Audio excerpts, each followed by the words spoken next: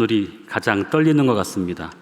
또 저와 함께 예배 순서를 맡으신 학부 1학년 학생들이 떨린다니까 저도 덩달아 같이 떨리는데 여러분들이 많이 아멘으로 화답해 주시면 감사하겠습니다.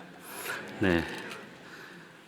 잠깐 옆에 분들과 십자가 귀한 길 당신과 함께 하게 되어 영광입니다 하고 인사 나누시겠습니다.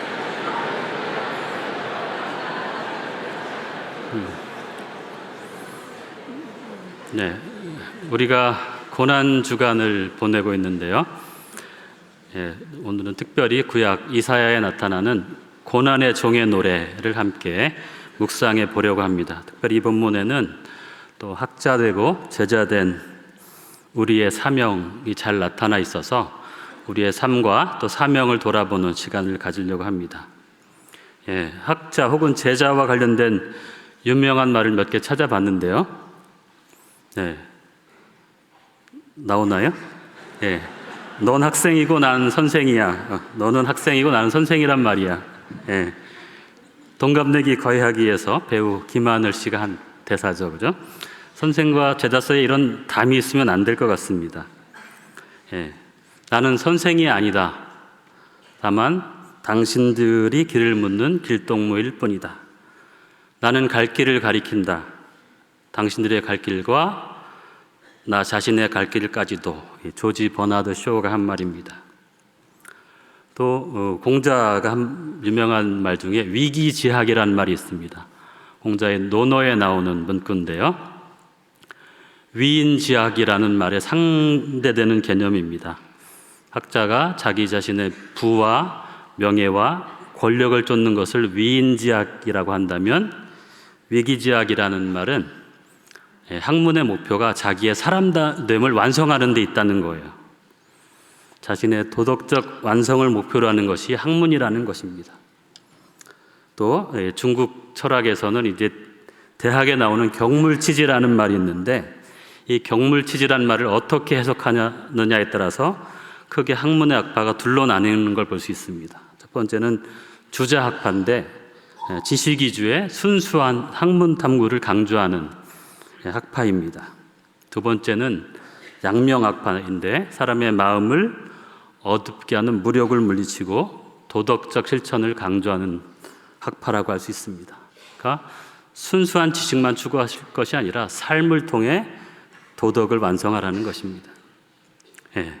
또 영어 속담에도 이런 말이 있는데요. 지식은 보물이지만 실천이 그것을 여는 열쇠이다. 지식 자체를 탐구하는 것도 중요하지만 우리 삶을 통해 실천하는 것, 특히 어려운 처지에 있는 사람들을 도와주는 것이 참된 지식을 추구하는 자의 자세라는 것입니다. 배우고 가르치는 사람들은 자기가 속한 공동체, 사회를 발전시킬 책임도 동시에 있다는 것이고, 자기가 속한 집단에 특별히 불우한 사람들, 소외된 사람들을 돌보는 것이 학문하는 사람들의 책임이라는 것입니다. 오늘 우리가 함께 읽은 이사야 50장 4절에서 9절 말씀은 이 학자와 제자 모두에게 이런 책임 혹은 그 이상의 책임이 있다는 것을 강조합니다. 이사야 50장 4절에서 9절 말씀은 우리가 제2 이사야라고 하는 이사야 40장부터 55장세에 나타나는 말씀이지요. 근데 제2 이사야에 나타난 중요한 주제 중에 하나가 고난받는 여호와의 종이라는 말씀입니다. 이사야 42장 1절에서 4절, 그리고 49장 1절에서 6절, 그리고 50장 4절에서 9절, 그리고 52장 13절에서 53장 12절까지 고난받는 여호와의 종의 노래가 4번 나타납니다. 그리고 오늘 말씀은 그 중에 3번째 노래입니다. 이 고난받는 여호와의 종이 누구인가에 대해서 학자들이 오랫동안 고민해 왔는데 여러 가지 주장이 있습니다. 다른 사람을 대신해서 고통받는 한 개인일 수도 있고, 이스라엘 민족 자체일 수도 있고, 어떤 개연적인 특정한 인물일 수도 있고, 또 특별히 역경 속에서도 하나님의 명령에 신실하게 순종하는 고난받는 메시아를 상징한다, 이런 주장을 하는 다양한 해석이 있어 왔습니다. 이사야 50장 4절에서 9절 말씀은 세 단락으로 나눌 수 있습니다. 50장 4절에서 5절 말씀에는 학자의 혀를 가지고 곤고한 자들을 위로하고 제자의 귀를 가지고 신실하게 하나님 말씀을 배우는 여호와의 종에 대한 말씀이 기록되어 있습니다. 그리고 50장 6절에는 온갖 고난과 핍박을 당하는 여호와의 종에 대한 말씀이 기록되어 있습니다. 그리고 50장 7절에서 9절에는 하나님의 도움으로 그럼에도 불구하고 결국 승리할 것을 확신하는 여호와의 종의 노래가 기록되어 있습니다. 이 본문을 바르게 이해하기 위해서는 먼저 50장 4절에 두 번 나오는 이 학자들이라는 단어를 이해할 필요가 있습니다. 학자들로 번역된 히브리어 단어가 림무딤이라는 단어인데 가르치는, 배우는 이라는 의미를 가진 히브리어 림무드라는 형용사의 남성 복수형입니다. 여기서 학자들, 제자들이라는 의미가 파생되는 걸 볼 수 있습니다. 이 이사야서에는 이 림무딤이라는 단어가 4번 사용되는데요. 먼저 8장 16절에 이 단어가 나오는 걸 볼 수 있습니다. 8장 16절에 보면 여러분이 가지고 있는 개역개정에는 제자들로 번역되어 있는 걸 볼 수 있습니다.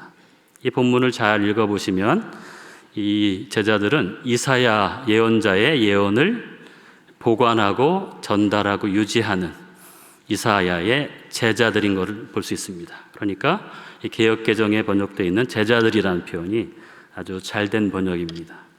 또 하나는 이사야 54장 13절에 나오는 림무딤이라는 단어는 여기는 개역개정에 보니까 여호와의 교훈을 받은 자 이렇게 나와요. 그리고 새번역 성경에서는 제자로 삼은, 공동번역개정에 보니까 제자로 번역되어 있습니다. 이 본문을 잘 읽어보시면 이 제자는 여호와의 가르침을 받는 자들, 여호와의 제자들로 번역할 수 있음을 알 수 있습니다. 그러니까 이사야서에서 4번의 용례 중에 2번의 용례는 주로 제자들이라는 의미를 갖는 걸 볼 수 있어요.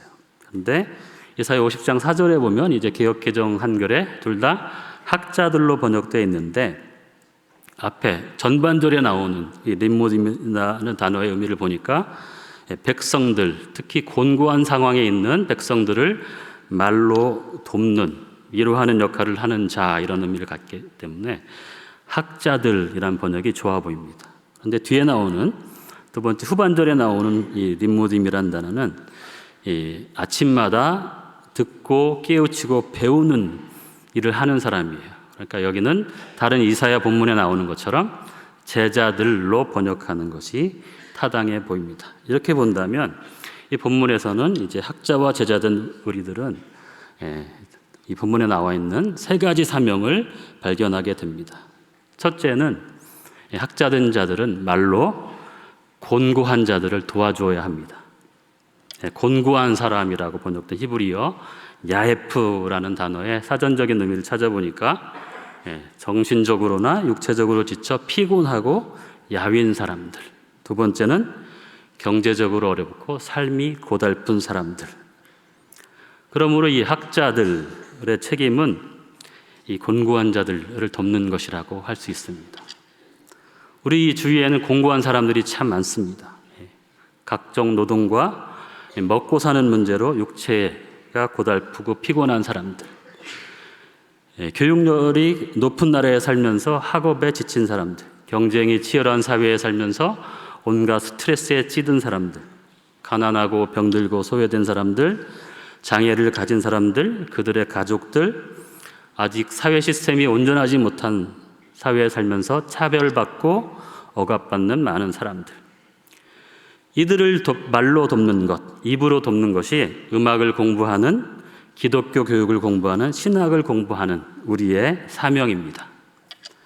여러분의 귀한 학자의 혀로 상처받은 영혼을 치료하시고 구원으로 인도할 만한 하나님의 말씀, 귀한 말씀을 선포하시기 바랍니다. 이 땅에 존재하는 온갖 고통으로 아파하는 우리의 이웃들을 따뜻한 말로 격려하고 희망을 주는, 치유하고 회복시키는 귀한 사역을 감당하시기 바랍니다. 두 번째는 우리의 귀를 열고 제자들처럼 배우기에 힘써야 한다는 것입니다. 4절 후반부에 보면 아침마다 깨우치시되 나의 귀를 깨우치사 제자들같이 알아듣게 하시도다 라고 기록되어 있습니다. 바보케르 바보케르, 아침마다 아침마다. 이 말씀은 우리 하나님의 사람들은 하나님의 말씀을 배우기 위해서 매일 깨어 있어야 한다는 것입니다. 우리는 늘 영적으로 깨어서 우리의 귀를 열고 하나님의 말씀을 듣기 위해 노력해야 하는 것입니다. 우리 하나님께서는 이렇게 말씀하셨습니다. 너희가 듣기는 들어도 도무지 깨닫지 못하고 보기는 보아도 알지 못하도다. 사실 하나님의 말씀을 깨닫는다는 것이 그렇게 쉬운 것은 아닙니다. 그러니까 평생 하나님의 말씀을 연구하고 평생 성경만 공부해도 그 뜻을 바르게 해석한다는 것이 쉽지 않습니다. 그러므로 우리는 목숨을 걸고 하나님의 말씀을 배워야 합니다. 하지만 감사한 것은 하나님께서 아침마다 우리의 귀를 깨우치셔서 하나님의 진리의 말씀을 듣고 학자처럼 제자처럼 깨닫게 하신다는 것입니다. 그럼 우리가 늘 겸손히 엎드려서 기도하면 하나님께서 말씀의 의미를 깨닫게 해주신다는 것입니다. 그러면 우리는 하나님의 말씀을 깨닫기 위해 늘 노력해야 하겠습니다. 이 본문에 보면 혀라는 단어가 4절에 한 번 나오는데 귀라는 단어는 5절과 4절에 2번 나옵니다. 우리가 학자처럼 말하려면 적어도 2배 이상으로 듣고 배워야 한다는 말씀일 것입니다. 우리는 민감하게 우리의 귀를 열고 하나님의 말씀을, 진리의 말씀을 듣기 위해 노력해야 할 것입니다. 그뿐만 아니라 우리 주변의 이웃들, 자연의 소리를 듣기에도 게을리해서는 안 될 것입니다. 잠언 21장 13절 말씀에 보면 귀를 막고 가난한 자들의 부르짖는 소리를 듣지 아니하면 자기가 부르짖을 때도 듣지 아니하리라 라는 말씀이 있습니다. 자신의 소리를 낼 수 없는 사람들, 배우지 못한 사람들, 가난한 사람들, 소외되고 억눌린 사람들, 우리말이 부족한 외국인들, 장애인들, 동식물 친구들의 소리에도 귀를 기울이고 그 안에 담긴 하나님의 음성을 듣기 위해 노력해야 할 것입니다. 세 번째는 고난을 두려워하지 말고 사명을 향해 전진해야 한다는 것입니다. 6절에 보면 학자요 제자인 여호와의 종이 고난당하는 모습이 나타나 있습니다. 그는 그를 때리는 자들에게 등을 내어주고 수염을 뽑으려는 자들에게 턱을 내밀어주고 뺨을 맞기도 하고 모욕과 침뱉음을 당하기도 하지만 얼굴을 가리지는 않습니다.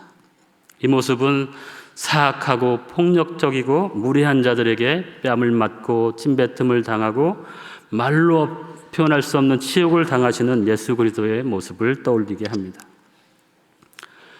그는 치욕과 부끄러움, 고통 속에서도 부끄러워하거나 두려워하지 않습니다. 7절에 보면 주 여호와께서 나를 도우심으로, 또 9절에 보면 주 여호와께서 나를 도우심으로 라는 말씀을 반복합니다.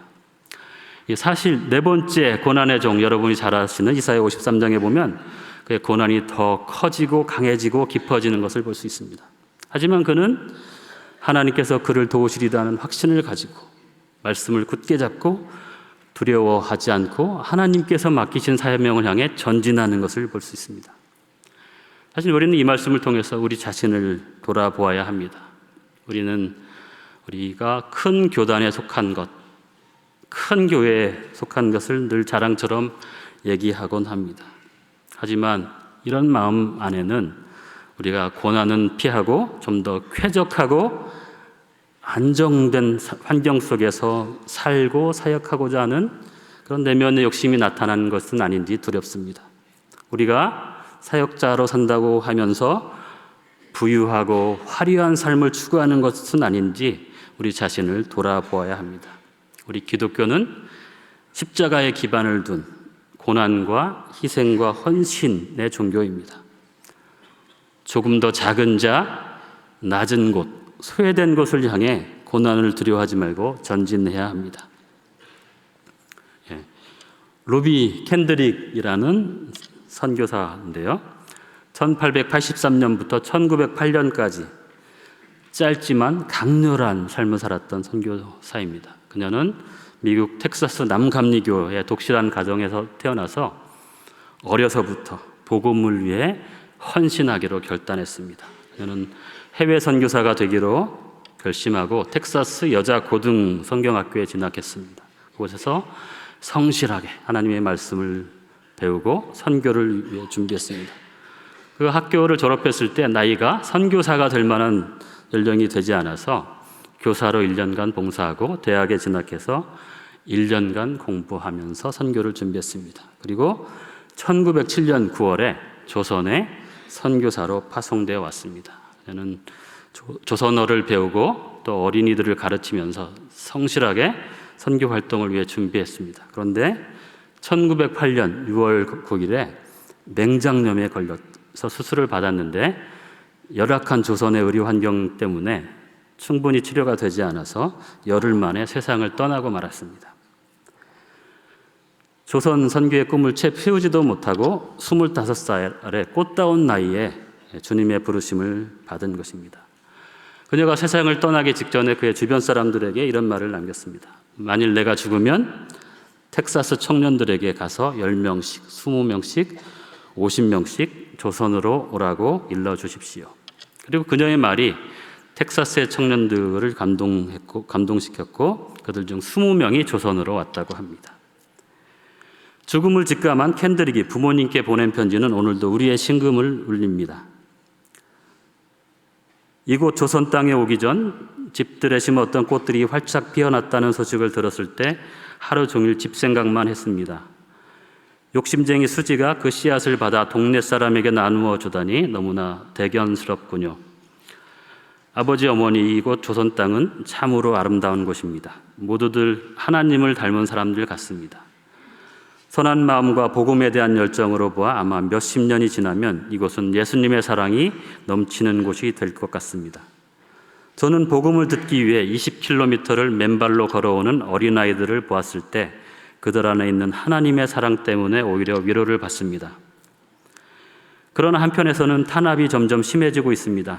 그저께는 예수님을 영접한 지 일주일도 안 된 서너 명이 끌려가 순교했고 토마스 선교사와 제임스 선교사도 순교했습니다.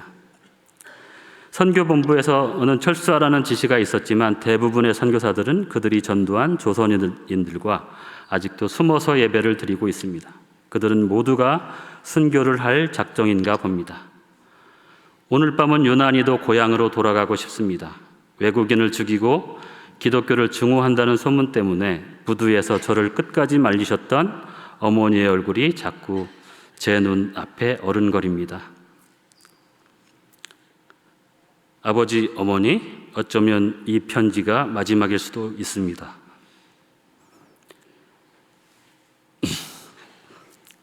제가 이곳에 오기 전 뒤뜰에 심었던 한 알의 씨앗이 이제 내년이면 온 동네가 꽃으로 가득하겠죠. 그리고 다른 씨앗을 만들어 조선 땅에는 많은 꽃들이 피고 그들도 여러 나라에서 씨앗이 될 것입니다.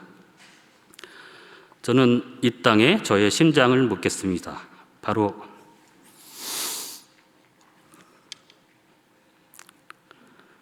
이것은 제가 조선을 향해 가지는 열정이 아니라 하나님께서 조선을 향해 가지신 열정이라는 것을 알게 되었습니다.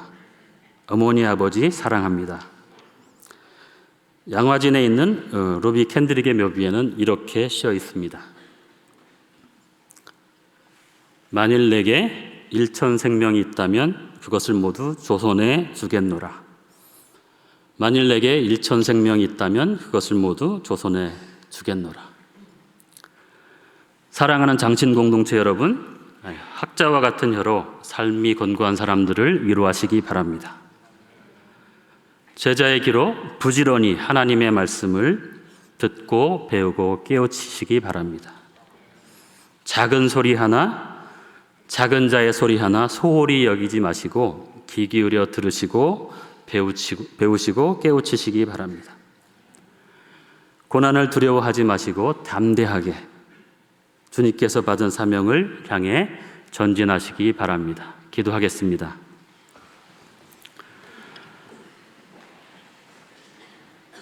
하나님 아버지 감사합니다. 우리를 귀한 선지동산에 불러주시고 주님의 말씀을 맡은 학자로 제자로 삼아주시니 감사합니다.